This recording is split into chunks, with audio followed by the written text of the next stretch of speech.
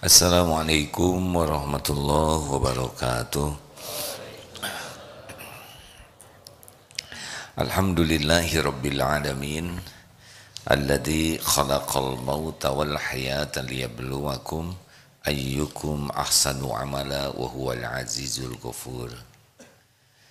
Allahumma salli ala sayyidina Muhammadin wa ala alihi wa ashabihi ajma'in. Ya Allah, Allahumma inna nas'aluka ilman nafi'an wa rizqan tayyiban wa amalan mutaqabbalan. Allahumma inna nas'aluka ridhaka wal jannah wa na'udzubika min sakhatika wan nar. Allahumma inna nas'aluka imanan kamilan wa yaqinan sadiqan wa qalban khashian wa lisanan zakiran. Allahumma inna nas'aluka taubatan nasuha ya Allah, wa taubatan qoblal maut, wa rahmatan indal maut, wa magfiratan ba'dal maut. Allahumma hawwin alaina fi sakaratil maut. Allahumma inna nas'aluka husnal khatimah wa na'udzubika min su'il khatimah. Allahumma yassir lana umurana wasrah sudurana wa nawwir qulubana ya arhamar rahimin ya muqallibal qulub tsabbit qulubana ala dinika wal iman taqabbal minna ya arhamar rahimin innaka antas samiul alim wa tub alaina innaka antat tawwabur rahim. Amin ya rabbal alamin. Enaknya bagi orang yang beriman. A'udzubillahi minasyaitonirrajim. Wa idza sa'alaka 'ibadi anni fa inni qarib. Apabila hamba-hambaku bertanya kepadamu wahai Muhammad tentang aku, katakan aku adalah dekat. Allah Maha dekat. Allah Maha mendengar. Innaka sesungguhnya engkau antas samiul alim. Maha mendengar lagi Maha mengetahui.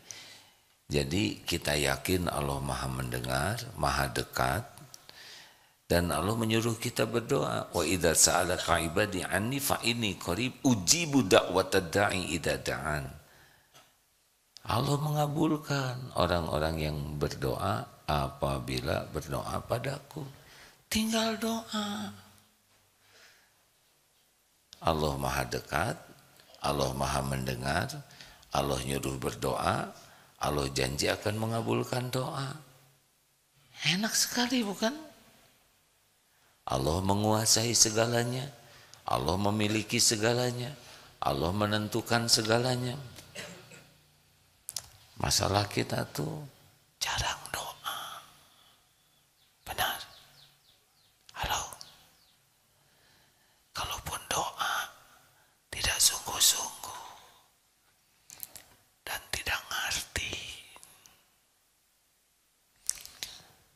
Kita doa yang tadi belum tentu ngerti semuanya ya. Pasrah welah karena ada yang ceramah yang doa kita ikut amin. Sebetulnya doa itu penguat iman. Kita sudah membahas kemarin bahwa bahagia itu tergantung dari iman dan amal soleh. Kalau kurang bahagia artinya kurang apa bu? Tuh pelan. Kalau kurang bahagia artinya apa? Kurang iman dan kurang amal soleh. Tidak ada orang bahagia tanpa iman. Tidak, nggak bisa. Bahagia asli ya, bukan bahagia-bahagiaan. Dan tidak ada bahagia dalam amal salah, tidak ada. Tidak ada bahagia dalam dosa, tidak ada bahagia dalam maksiat. Jadi kalau itu koruptor rumahnya bagus, mobilnya bagus, pasti tidak bahagia, pasti.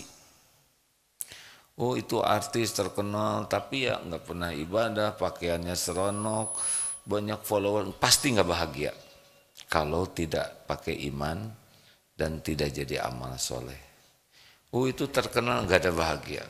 Bahagia itu cuma dua pintunya, iman dan amal soleh. Jadi kalau mau iri sama orang yang bukan dengki ya, ingin seperti itu, ingin kepada orang yang imannya kuat dan ingin meniru orang yang semua aktivitasnya jadi amal soleh. Kemarin sudah kita bahas gerbangnya sama, yaitu ilmu. Orang yang tidak belajar agama ya sudah susah. Jadi kalau ada di sebuah keluarga, suami saya itu galak sekali, dan sebaliknya ada si istri, suami juga yang istri saya itu bagaimana, itu lihat saja kecintaannya kepada ilmu agama. Ini pengulangan ya, rumus dasarnya begini, kalau orang paham agama dengan benar, apa nanti hasilnya? Imannya menguat. Kalau imannya makin kuat, cirinya apa? Akhlaknya semakin baik, semakin tenang, semakin baik akhlaknya. Buah dari iman. Iman buah dari ilmu yang dipelajari dengan sungguh-sungguh, niatnya ikhlas dan sungguh-sungguh berusaha diamalkan dengan ikhlas. Itu penguat imannya. Kalau belajar agama niatnya ria, pamer, hanya duniawi, tidak menguat imannya. Nanti apa cirinya? Tidak pernah tenang hidupnya dan akhlaknya juga sulit menjadi baik. Jadi kalau kita ingin anak akhlaknya baik, anaknya harus kuat iman. Kuat iman datang dari mana? Dari ilmu yang dipelajari, ilmu agama. Jadi kalau orang jauh sekali dari ilmu agama, ya agak sulit memiliki akhlakul karimah. Karena garisnya seperti itu. Dekatlah dengan orang-orang yang yakin kepada Allah. Apa cirinya orang-orang yang layak dijadikan teman dekat kita? Satu, kalau kita jumpa dengan beliau ingat Allah. Karena orang yang yakin ke Allah itu tidak pernah bisa lepas pikirannya, lisannya, hatinya dari Allah. Jadi kalau berinteraksi itu aura dirinya itu adalah aura yang selalu menuju kepada Allah. Dan kita ke bawah. Kalau kita gaul dengan orang yang yakin, kita ke bawah yakin. Kemudian cirinya kalau bicara jadi ilmu yang manfaat bagi kita. Dan ciri lainnya adalah kalau melihat cita-cita dan perilakunya, kita jadi ingat akhirat. Karena orang yang yakin kepada Allah itu pasti selalu mikir akhirat. Makin yakin kepada Allah, ke akhirat itu makin kerasa dekat. Dekat ini maksudnya bukan, pokoknya makin yakin saja dengan kehidupan akhirat, yakin dengan pahala, ganjaran, surga. Tapi kalau makin jauh dari Allah, makin jarang membahas akhirat, jarang membahas pahala, surga, neraka, jarang. Kalau kita dekat dengan orang yang yakin kepada Allah, kita akan tertular oleh keyakinannya. Makanya kemarin dianjurkan supaya cari lingkungan teman yang membuat yakin. Apalagi yang bisa membuat kita semakin mudah yakin kepada Allah adalah semakin paham Al-Quran. Jadi kalau kita ingin tenang dalam hidup ini tidak rumit. Sudah dekat saja dengan Al-Quran. Baca Quran. Hebatnya Al-Quran, mukjizat. Walaupun kita belum paham, saya mengatakan bukan tidak paham ya, belum paham. Kalau tidak tuh sepertinya akan selamanya tidak paham. Kita belum paham saja Al-Quran, kita mendengarkan orang membaca Al-Quran dengan ikhlas, tenang hati kita. Dengar Quran. Ada yang ngaji, dengarkan saja murotal orang ngaji. Apalagi kalau orang yang ngajinya benar-benar ikhlas, kerasa itu beda ya. Terasa beda. Ada yang ngaji, ya kita husnudon dah kepada setiap yang ngaji. Tapi rasanya beda ya. Imam yang makin ikhlas itu makin beda rasanya. Allah lah yang memberikan rasa. Dengar saja kita enak. Apalagi kita baca dengan ikhlas. Apalagi kalau kita baca dan memahami, itu penguat iman. Karena inti dari Al-Quran itu kan, oleh Allah diturunkan Al-Quran untuk diapakan? Tuh kan diam. Al-Quran diturunkan untuk diapakan? Dihafalkan, diamalkan. Mungkinkah kita mengamalkan sesuatu yang tidak kita pahami? Mungkinkah kita mengamalkan sesuatu yang tidak kita mengerti? Tidak. Maka sebetulnya membaca Quran belum paham saja kita sudah dapat pahala. Kalau ikhlas ya, kalau tidak ikhlas tidak.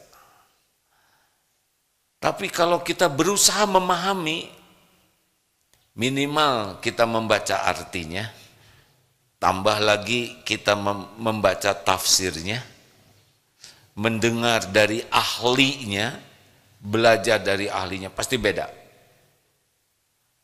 Lebih beruntung lagi kalau kita sebagai orang yang bukan orang Arab ya, belajar menerjemahkan Quran, Allah pasti lihat kita belajar atau tidak. Kalau kita makin paham, Masya Allah, itu nikmatnya Quran berlipat-lipat, cepat sekali menumbuhkan, meningkatkan iman kita kalau paham Al-Quran. Kita kursus bahasa Arab tuh intinya adalah ingin bisa paham Al-Quran, paham sabda Rasul, paham doa, paham sholat, ya. Seperti sholat tadi, kita sholat subuh, kalau tidak paham artinya, ya semoga saja khusyuk ya. Tapi pasti lebih mudah khusyuk yang paham artinya. Imam tadi bacaan sholat, kalau paham kita bisa menikmati itu bacaan imam. Saya mohon maaf ya, ini saya lihat ini sekarang sedang memperhatikan dengan sungguh-sungguh. Kenapa? Karena paham. Coba kalau saya ceramah dengan bahasa yang tidak saudara pahami, tahan setengah jam bicara begini itu enggak mungkin. Sudah menguap dan sudah pergi ke alam, bukan alam barzah atau alam mimpi hadirin. Ini serius ini. Kenapa ada yang tahan mendengar Quran, sholat? Karena mengerti. Allah melihat kita berupaya tidak nih untuk baca terjemah. Allah kan lihat kita baca Quran, kita tidak baca Quran, kita baca sedikit, kita baca Quran dan berusaha membaca terjemahnya. Allah juga lihat apa yang kita lihat ini ada tafsir. Allah lihat kita bergerak kemana. Nah, yang akan kuat iman itu yang berinteraksi dengan Qurannya intens. Karena Quran itu zikrullah. Tidak ada yang lebih cepat menguatkan iman selain zikrullah, dan zikrullah yang paten sekali adalah baca Al-Quran disertai kesungguhan kita berusaha memahami. Ya tadi satu ayat saja sudah menolong banyak, benar? Wa idza, dan apabila sa'alaka ibadi anni, hamba-hambaku bertanya kepadamu wahai Muhammad tentang aku, fa idza sa'alaka ibadi anni fa inni qarib, sesungguhnya aku dekat. Ujibu da'watad da'i idza da'an, aku mengabulkan doa orang-orang yang berdoa apabila berdoa padaku. Falyastajibu li falyu'minu bil 'alahum yarsyudun, maka hendaklah patuhi perintah Allah dan beriman, yakinlah ke Allah agar senantiasa dalam kebenaran. Kalau paham kita jadi doa terus.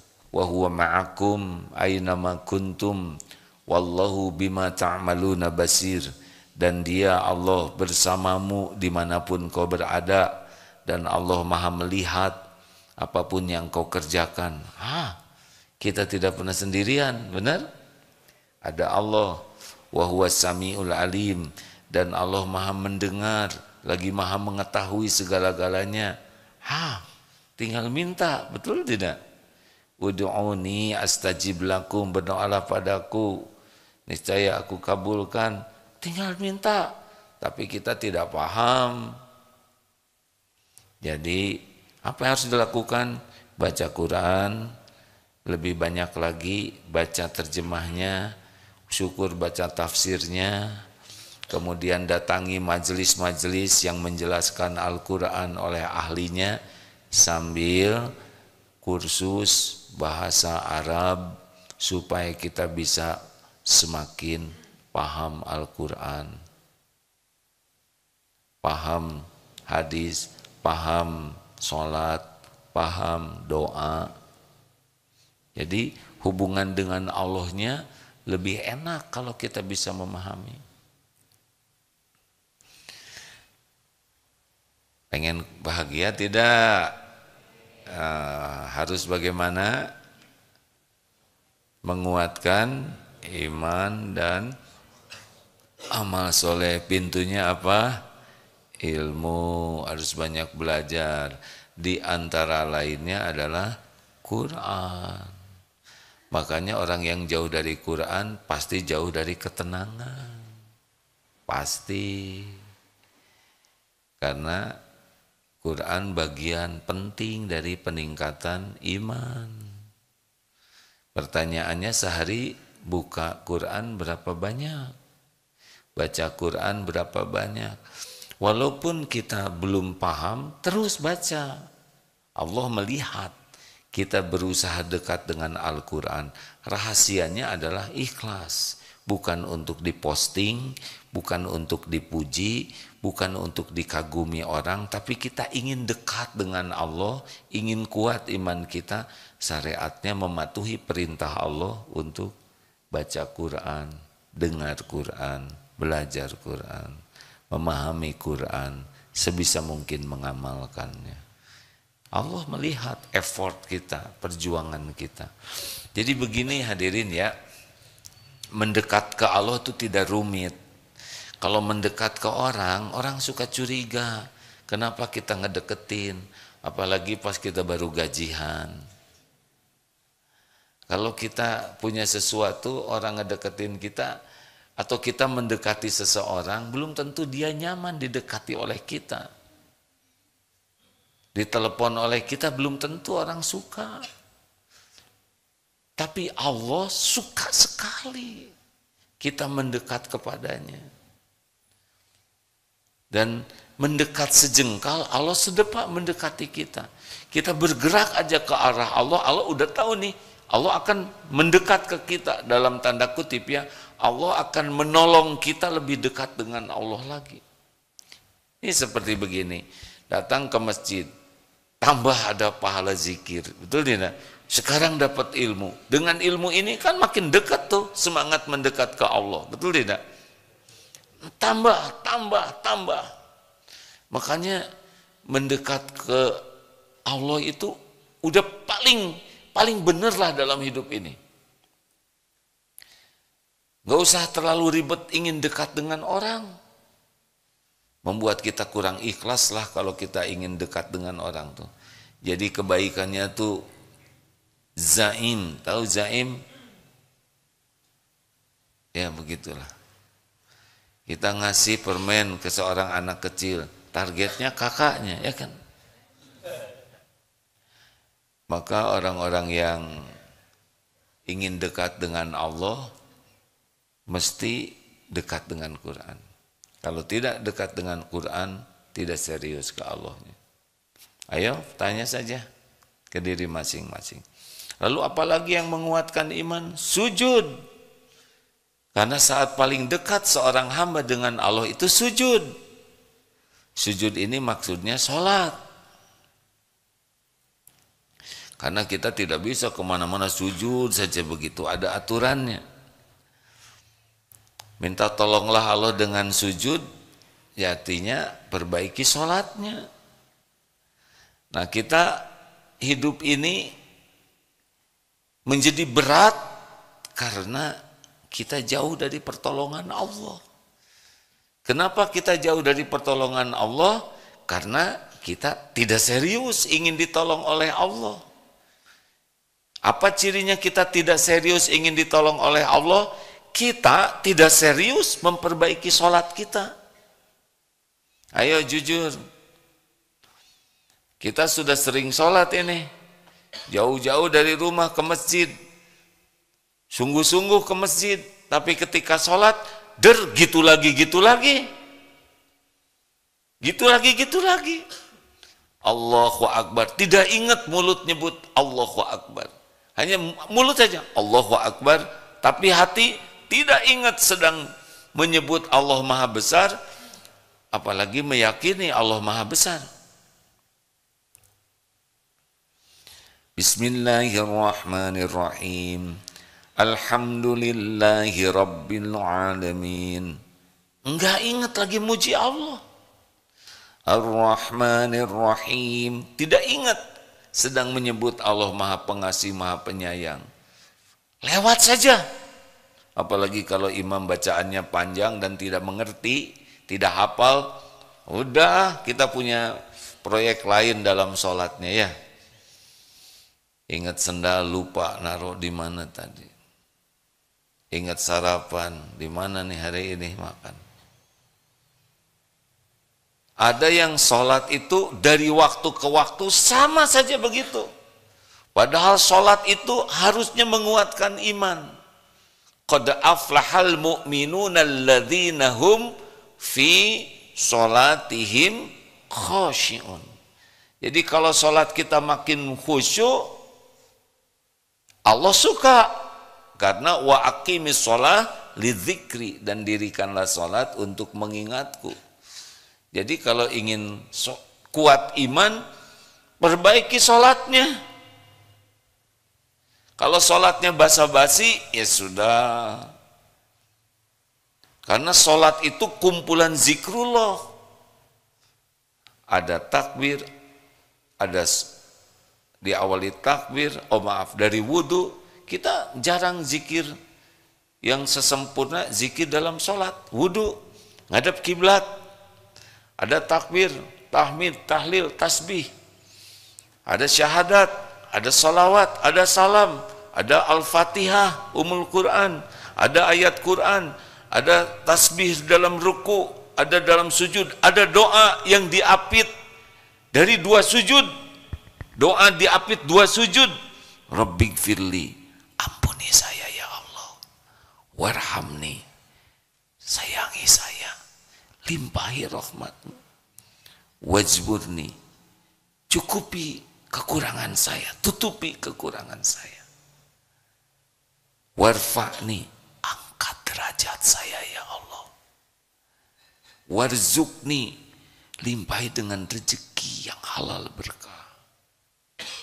Wahdini, tunjuki pikiran, ucapan, sikap, keputusan.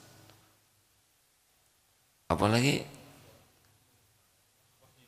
wa'afini, selamatkan dari tipu daya setan, dari kejahatan makhluk. Pokoknya ingin diselamatkan.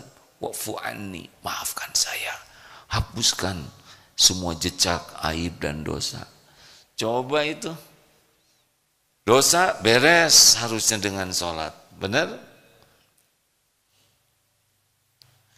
Kita rahmat Allah kalau datang kepada kita, beres itu hidup kita tuh Pak. Lah kita masuk ke surga juga dengan rahmat Allah. Kalau Allah memberikan curahan rahmat kepada kita, udah beres hidup ini Pak. Keperluan kita dicukupi oleh Allah. Salatnya bagus, cukup nih. Salatnya bagus, dicegah dari maksiat, kita jadi mulia.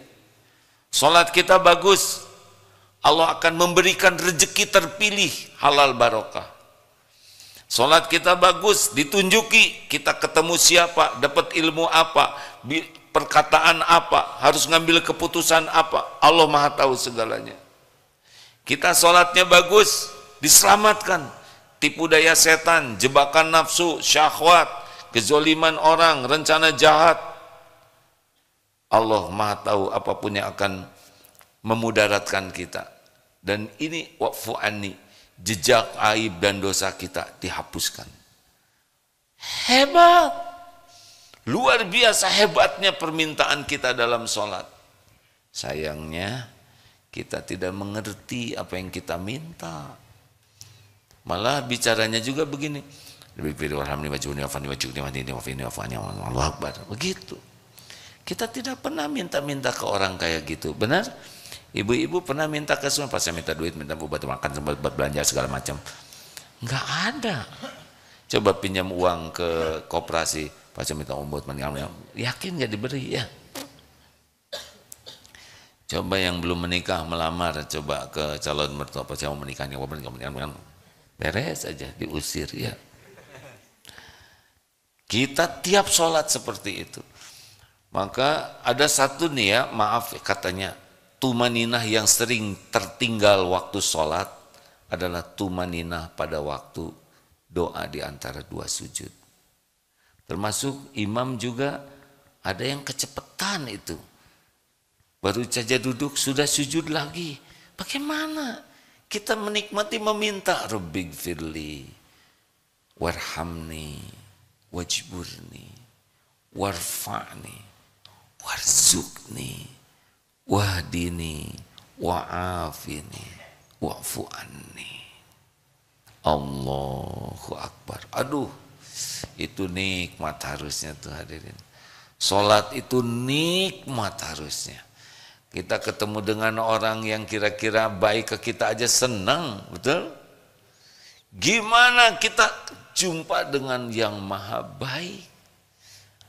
Kita ketemu dengan orang yang kita cintai, yang baik ke kita, kadang-kadang baik, kadang enggak baik. Udah senang, bagaimana kita menghadap kepada yang senantiasa baik kepada kita?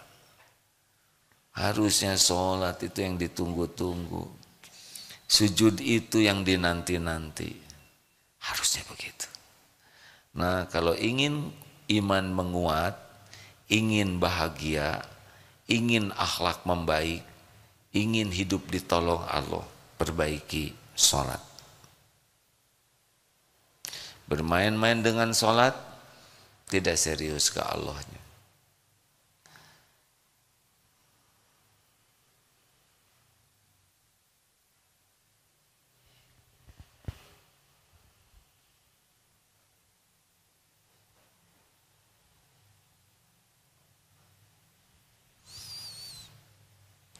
Kenapa Agim diam? Kenapa? Kenapa diam? Karena ada yang ngobrol. Jadi nggak boleh ganggu yang ngobrol. Siapa tuh obrolannya lebih penting gitu. Itu teh nyindir hadirin. Jangan ya. Kalau kita ngobrol di majelis taklim, pertama kita kurang menghormati ilmu. Yang kedua, yang diajak ngobrol belum tentu suka diajak ngobrol oleh kita. Beliau mungkin sedang fokus, tapi kita ngajak ngobrol, beliau akan kehilangan ilmu, beliau kehilangan pemahaman, bisa kehilangan pahala juga. Jadi yang ngajak ngobrol bisa berlipat-lipat dosanya kalau obrolannya tidak penting. Tapi ada kalanya obrolannya lebih penting. Silahkan. Begitu. Halo.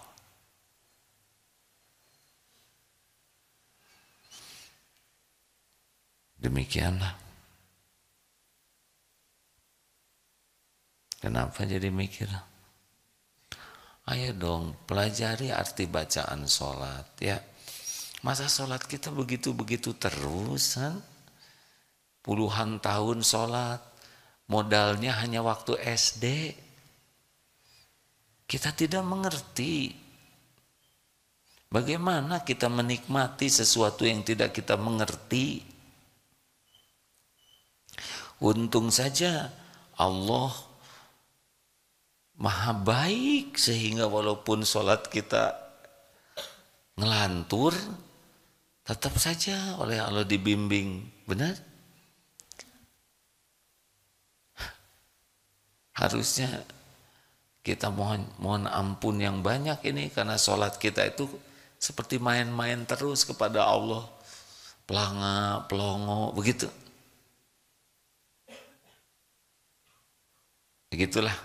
Dan segitulah aja dulu, nanti ditambah lagi. Kenapa wajahnya jadi begini? Terima kasih tamu dari MT Mukarrabin Padang, mana Padang? Alhamdulillah, jauh-jauh dari Padang ke sini. Terima kasih. Pengajian Al-Mansur, Wonosobo, mana? Loh kok ngacung lagi kan? Oh dari Padang, oh sebelahan ya. Terima kasih. Ini santri sedang libur semua. Alhamdulillah. Ya, semuanya ada waktunya. Baik, ada waktu untuk tanya jawab. Silakan. Boleh sebentar ya. Mikrofon ada yang bisa membantu menyiapkan?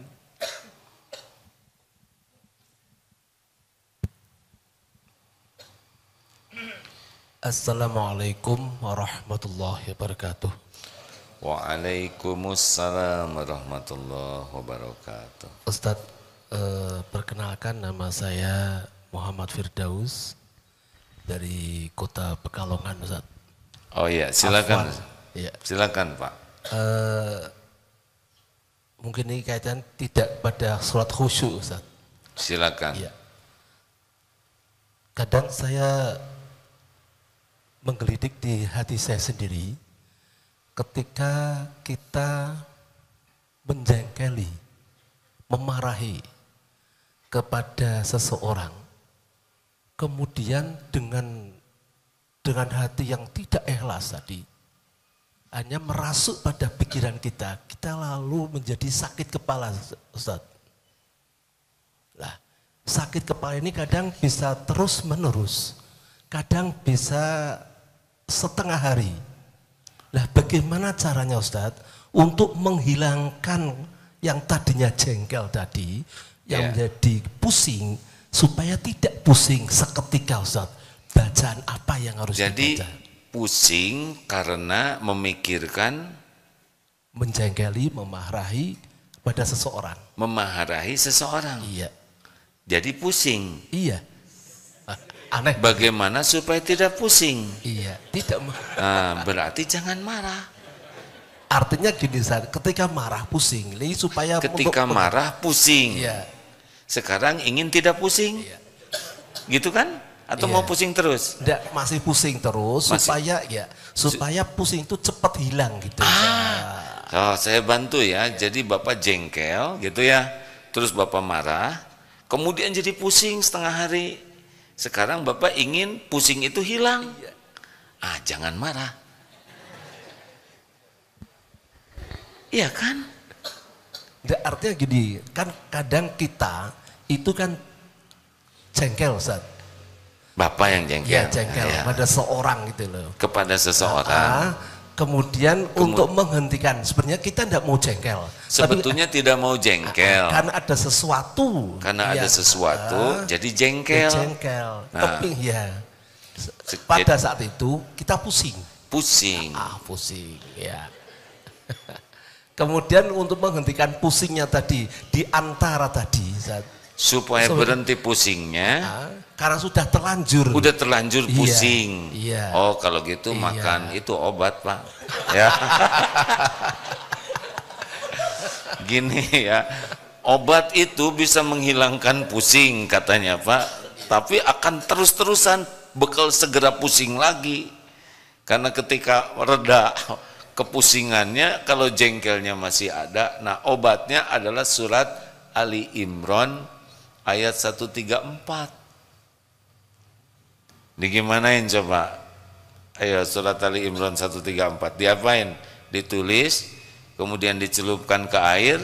Bukan.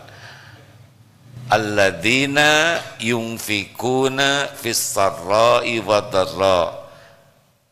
Orang yang takwa itu orang yang senang berinfak dalam lapang dan sempit. Coba Bapak banyak sedekah. Wal kadhiminal ghaidh, menahan amarah. Wal 'afina 'anin nas, memaafkan orang-orang. Wallahu yuhibbul muhsinin. Allah mencintai orang yang berbuat kebaikan. Ayat 135-nya banyak istighfar. Coba begitu. Syukron, Ustaz. Nah, coba amalkan 134 135. Tidak ada dalilnya orang Islam jadi pemarah tuh Pak. Jengkel akan ada, kesel ada, sakit hati ada, kecewa ada, tapi harus dikendalikan. Tidak boleh membuat kita jadi pemarah, pendendam. Apalagi membuat kita jadi zolim. Rumusnya bahagia itu adalah menahan amarah, memaafkan, dan berbuat baik. Itu kalau ada yang menjengkelkan, ya kan? Jadi gimana? Udah hilang belum pusingnya sekarang? Alhamdulillah sudah tidur di malam Ustaz. Iya. Bapak kalau ingin tidak jengkel tidur, ya. Hidup ini bakal banyak yang menjengkelkan, Pak. Banyak.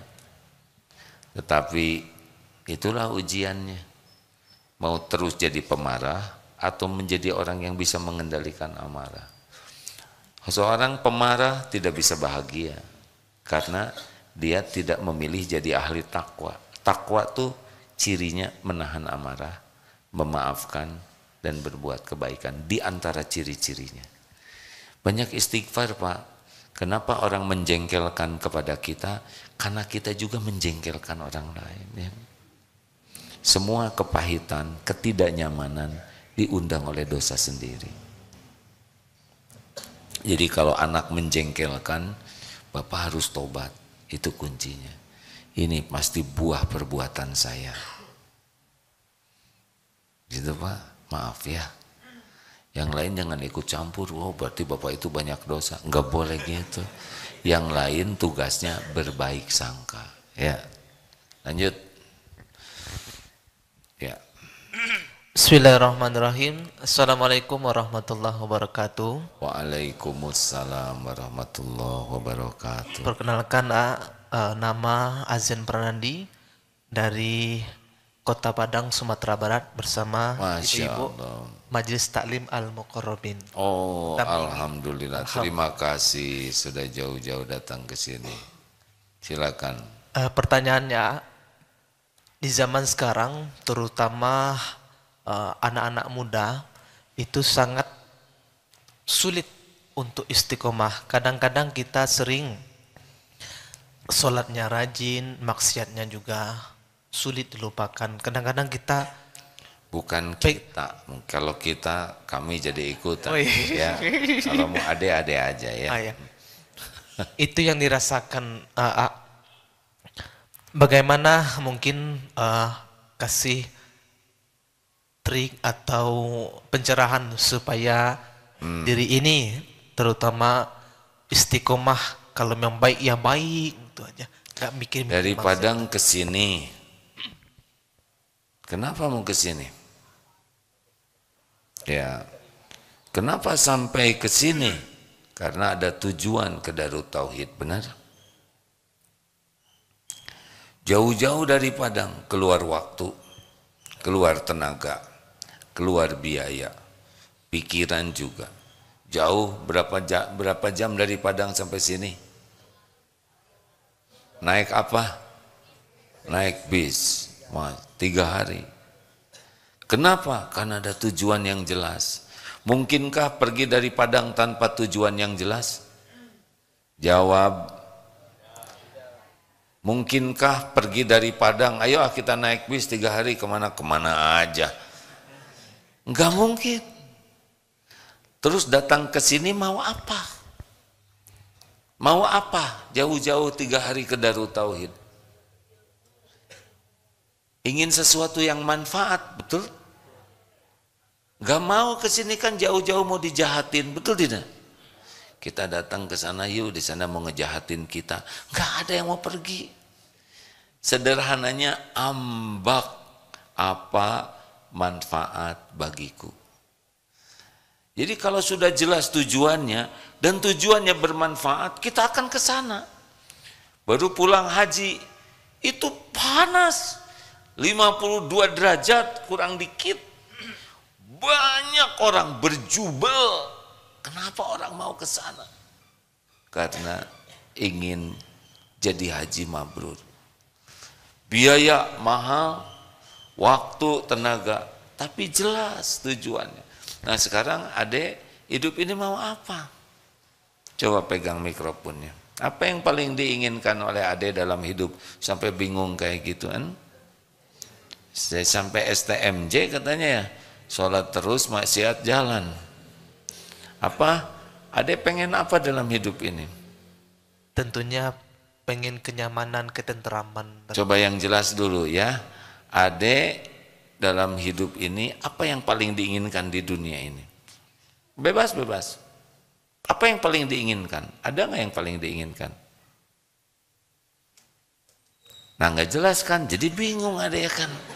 Kalau ingin aja nggak jelas, terus gimana mau dikejar, betul tidak? Kayak naik mobil, ayo kemana aja, nggak mungkin. Itu dulu, adek mau apa hidup ini? Coba mau apa? Mungkin cita-citanya. Terserah mau apa. Apa yang paling diinginkan adek dalam hidup ini mau apa? Kayaknya jadi pejabat, Nak. Pengen jadi pejabat. Kan? Pejabat apa? Jabat di pemerintahan. Di pemerintahan. Ya nggak apa-apa. Ya siap-siap aja ditangkap kalau tidak hati-hati ya. Ya kalau salah kan. Banyak gak pejabat yang ditangkap? Banyak. Memang yang mananya ada? Yang lurus, insyaallah berpegang kepada agama-agama Allah. Kenapa ingin jadi pejabat? Pertama ingin karena kita ini, bukan kita, adek aja. Karena saya pribadi dari kampung, tentu jadi ada rasa ingin membantu dari masyarakat melalui jalur pemerintahan. Oh gitu. Jadi pengen membantu orang di kampung lewat jalur pemerintahan gitu. Ya nggak apa-apa ya. Ya mudah-mudahan atau terkabul. Cuma itu. Bagaimana kalau dapat jabatan tapi tidak bahagia? Mau tidak? Jawab. Tidak. Ini ada dikasih jabatan, misalkan jadi bupati. Bupati mau jadi gubernur. Kayaknya kalau bisa gubernur. Gubernur. Ya. Nggak apa-apa, namanya juga ngarang. Yang lain gak usah protes. Oh nggak ada bakat, diam. Ada yang bisa jadi gubernur, tapi tidak bahagia. Milih mending yang mana? Mending jadi gubernur atau jadi orang bahagia? Yang bahagia. Yang benar. Katanya tadi pengen jadi pejabatan. Ketenangan yang perlu. Oh, ketenangan jadi hati. ketenangan. Jadi kalau suruh milih mana ada yang ada pilih? Pengen jadi pejabat atau pengen hidupnya bahagia, tenang? Kebahagiaan, Nak. Karena benar. kebahagiaan mungkin tidak bisa dibeli atau ditukar dengan jabatan, Nak. Oh gitu. Jadi sekarang Tapi kalau pilih keduanya. Apa? Kalau bisa keduanya lebih. Kalau bisa jadi pejabat bahagia gitu. Kalau milih salah satu, milih yang mana? Kebahagiaan. Kebahagiaan. Kenapa milih bahagia? Karena ketenteraman itu yang perlu dalam kehidupan. Jadi buat apa jadi pejabat stres tiap waktu gitu ya? Kan? Udah gitu dikejar-kejar KPK gitu kan? Bagi yang tidak jujur, kalau yang jujur mah biasa aja. Apakah mungkin jadi pejabat tenang? Mungkin tidak? Mungkin. Pejabat yang beriman teguh, pejabat yang menggunakan jabatannya dari awal sampai akhir, dari sebelum dan sesudahnya sebagai amal soleh. Gitu deh, jadi kalau hanya berhenti pada pengen jabatan, sepertinya ada bakal menderita. Tapi kalau ada pengen bahagia, bisa jadi dikasih jabatan oleh Allah. Tapi hadiah untuk bekal amal soleh. Nah supaya tenang bagaimana rahasianya dek? Apa kuncinya? Ya nggak apa-apa, walaupun duduk pas di depan kan tidak selalu langsung ingat. Tadi sudah dikatakan. Kuncinya dua, Aden. iman dan amal soleh. Nah, iman dan amal soleh muaranya satu, yaitu ilmu. Jadi kalau ade ingin bahagia jadi pejabat, ade harus paham agama dengan benar dan berusaha mempraktekannya dengan ikhlas. Nanti ngalir. Kalau layak jadi pejabat, misalkan pejabat kebersihan di halaman belakang, ya nggak apa-apa, itu juga pejabat, namanya cleaning service. Beliau juga pejabat, tidak boleh diremehkan. Kalau tidak ada cleaning service, kotor ini. Ini masjid ini bersih tidak? Bersih. Senang tidak lihat masjid bersih? Bersih penting tidak? Penting? Kalau begitu petugas kebersihan penting tidak? Penting. Kalau begitu petugas kebersihan orang penting dong.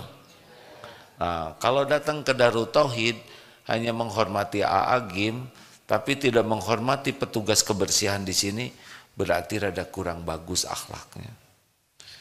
Karena masjid ini yang membersihkan bukan saya, adalah petugas kebersihan. Jadi hormati petugas. Ini masjid suaranya enak tidak? Han?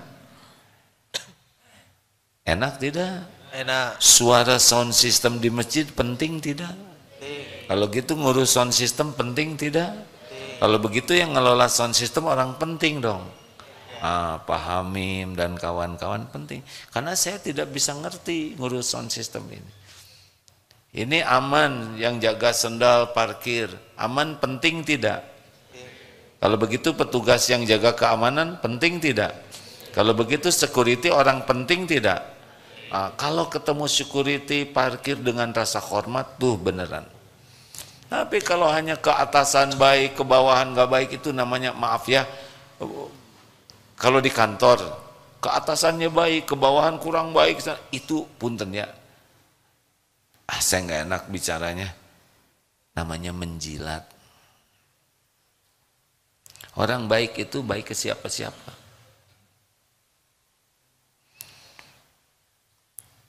Sudah habis waktunya, alhamdulillah. Terima kasih sahabat-sahabat sekalian. PR perbaiki hubungan dengan Al-Quran, lebih intens, lebih ikhlas, lebih berusaha memahami dan mengamalkan. Yang kedua PR-nya adalah perbaiki sholat, belajar kembali bacaan sholat, nikmati sholat itu sebagai penguat iman, sebagai jalan kita bisa dekat dengan Allah. Sholat itu kunci pertolongan Allah. Sholatnya jelek, ya kita tidak mau ditolong oleh Allah. Makin ingin ditolong oleh Allah, perbaiki sholat. Allahumma inna nas'aluka, Allahumma a'inna ala zikrika wa syukrika wa husni ibadatik. Subhanakallahumma bihamdik, asyhadu an la ilaha illa anta, astagfiruka wa atubu ilaik. Assalamualaikum warahmatullahi wabarakatuh.